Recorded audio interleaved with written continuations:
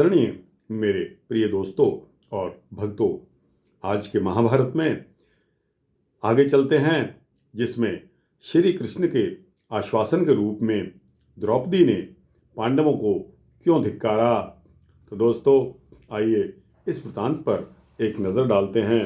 बहुत ही सुंदर और मनोहारी यह वृत्तांत है, आपको अच्छा लगेगा।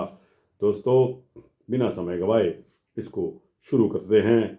जब अर्जुन और कृष्ण नर नारायण के रूप में अपने प्राचीन संबंधों का स्मरण कर रहे थे, तब दुखियारी द्रौपदी शरणार्थिनी होकर कृष्ण के पास आ गई। उसने अपने लंबे कथन में द्रौपदी ने पहले तो अर्जुन के स्वर में स्वर मिलाते हुए कृष्ण के उस स्वरूप का वर्णन किया जहां मानव के दुख सुख का स्पर्श नहीं है। हे दुर्धर्ष, तुम विष्णु हो, तुम ही यज्ञ हो, तुम ही यष्टा और यष्टव्य हो। यह जामदग्नि का मत है।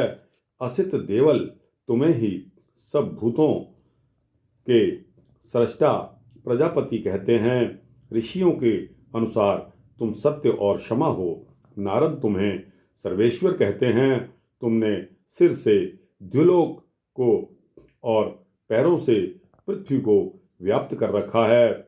तुम ही प्रभु, विभु और स्वयंभू हो। सूर्य, चंद्र, आकाश, नक्षत्र, लोक, लोकपाल सब तुम में ही प्रतिष्ठित हैं। इसके अनंतर द्रौपदी मानवीय धरातल पर उतरकर अपने सिमटे हुए शोक को प्रकट करने लगी कि हे कृष्ण, तुम मुझे अपना समझते हो, इसलिए तुम्हें अपना दुखड़ा सुना रही हूँ।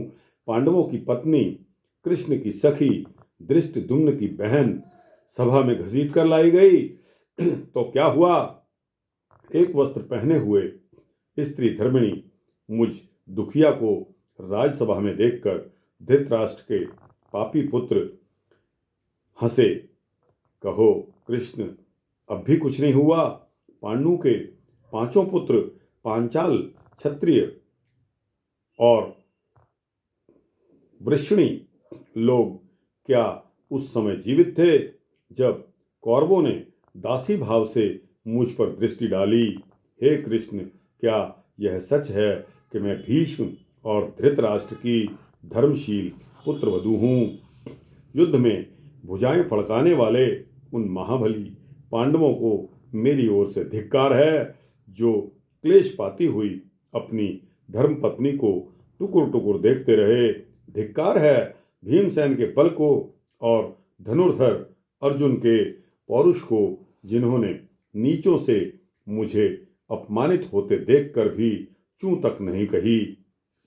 सदा सदा से यही धर्म पथ रहा है कि जो अल्प बल है वे भी भार्या की रक्षा करते हैं।